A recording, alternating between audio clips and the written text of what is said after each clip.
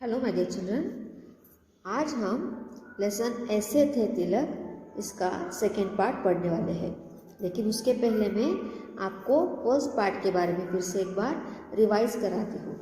ये लेसन है लोकमान्य बाल गंगाधर तिलक के बचपन का। जब वो स्कूल में थे तो उनकी स्कूल लाइफ में एक जो घटना घटी थी, उस घटना के बारे में इस लेसन में हमें बताया गया है।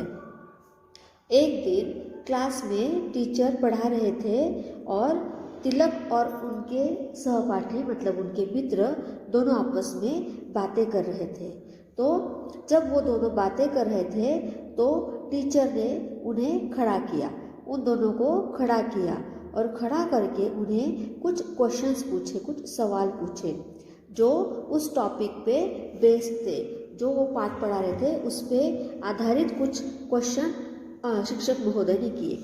तो क्या हुआ, जो तिलक थे उन्होंने सारे आंसर सही सही बता दिए, लेकिन उनका जो दोस्त था, उनका जो सहपाठी था, उसे कोई भी आंसर नहीं आया। तो शिक्षक महोदय ने क्या किया, तिलक को बैठने के लिए कहा, क्योंकि उन्होंने तो आंसर तो सारे राइट दिए थे। और उस दूसरे विद्यार्थी से कहा कि मुझे लगता है बातें तुम कर रहे थे क्योंकि तुम्हें कोई भी आंसर नहीं आया, जबकि तिलक को सारे आंसर्स आए, तो इसलिए तुम्हें पनिशमेंट यह है कि तुम खड़े ही रहोगे। हमने यहाँ तक लेसन पढ़ा था। उसके आगे देखते हैं आज के लेसन के पार्ट में क्या होता है। सो चिल्ड्रन, लेसन ऐसे थे तिलक, पेज नंबर 20।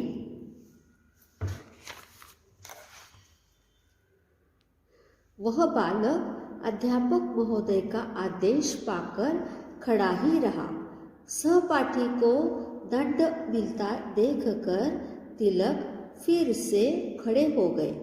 उन्होंने कहा कि वह भी बातें कर रहे थे।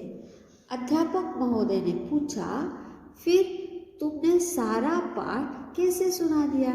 देखो बच्चों, क्या हुआ, देखा जाए तो तिलक को बैठने की परमिशन थी, तो टीचर ने उन्हें कोई पनिशमेंट नहीं दिया था, लेकिन उनका दोस्त वहाँ पे खड़ा था और वो दोस्त अकेला खड़ा था, जबकि बातें दोनों बच्चे कर रहे थे। तो तिलक सत्यवादी थे, वो हमेशा सत्य वचन मतलब सच बोलते थे। तो तिलक क्या हुए, वो भी खुद खड़े हो गए और कहा कि वो भी बातें कर रहे थे।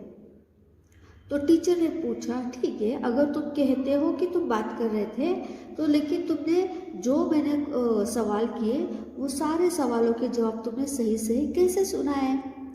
तो तिलक क्या कहते हैं, तिलक ने कहा, अध्यापक महोदय, एक बार सुनकर ही मुझे पूरा पाठ याद हो जाता है।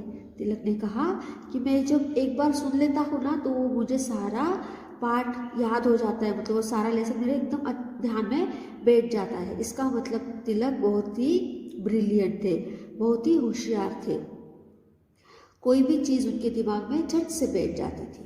तो अध्यापक महोदय ने क्या कहा, अध्यापक महोदय तिलक की सच्चाई पर प्रसन्न हुए, प्रसन्न मतलब खुश हुए। फिर भी उन्होंने तिलक को समझाते हुए कहा, बेटा, बुद्धिमान होने का यह अर्थ नहीं कि तुम दूसरों की पढ़ाई में अड़चन डालो।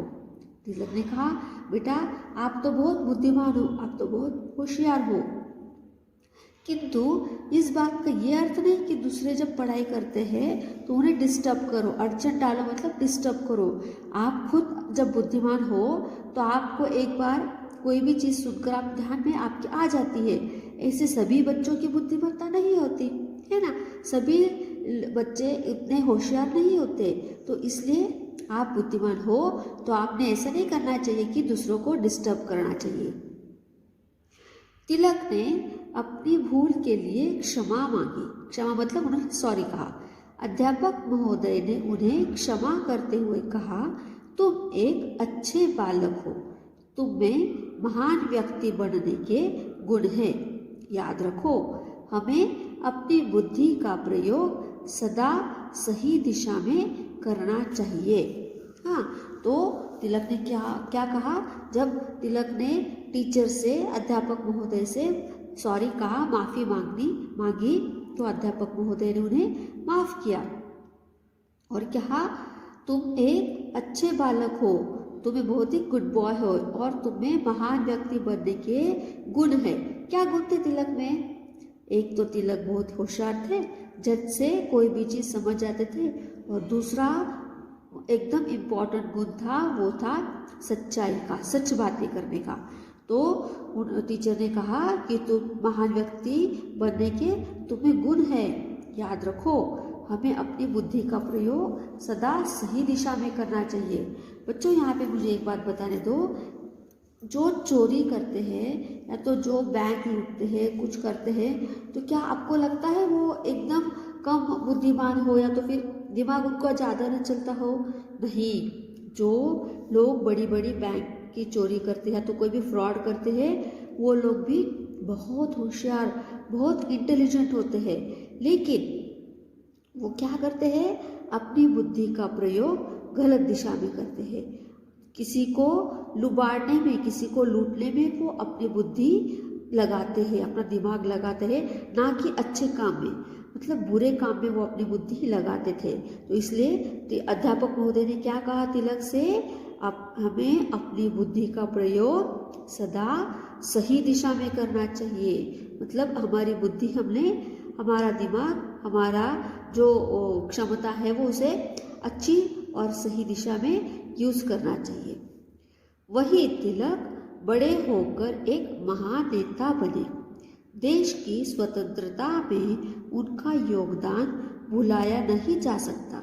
उन्होंने ही भारतीयों को नारा दिया, स्वतंत्रता मेरा जन्मसिद्ध अधिकार है और मैं इसे लेकर रहूंगा। तो तिलक ने हमें बड़े होकर कौन सा नारा दिया? स्वतंत्रता मेरा जन्मसिद्ध अधिकार है। जन्मसिद्ध अधिकार मतलब जो मुझे जन्म से मिला है।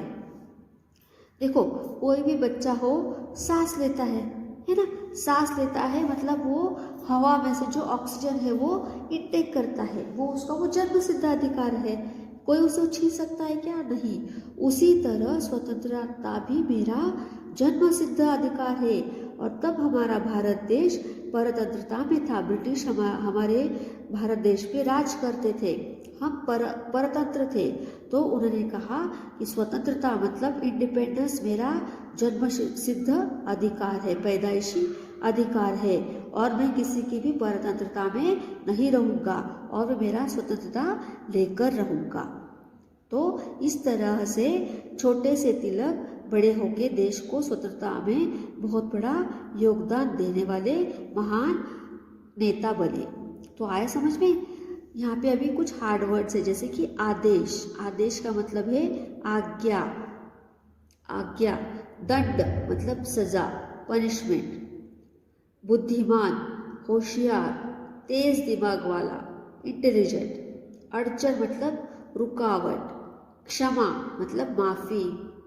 स्वतंत्रता मतलब आज़ादी। योगदान मतलब सहयोग। जन्मसिद्ध मतलब जन्म लेने के साथ ही मिलने वाला। ये रहा हमारा, ऐसे थे तिलक, यहाँ पे खत्म होता है। तो बच्चों ये लेसन आपने पूरा रीड करो, और इस लेसन में से हमें लेने लायक जो मूल्य है, जो मॉरल है, जैसे कि हमें हमेशा सही बोलना चाहिए, वो हमें एब्जॉर्ब करना चाहिए। हमें हमेशा तिलक से बात सीखनी चाहिए कि जिंदगी में हमें हमेशा सही बोलना चाहिए और हमारी बुद्धि का प्रयोग भी सही दिशा में करना चाहिए। Okay children, take care, bye.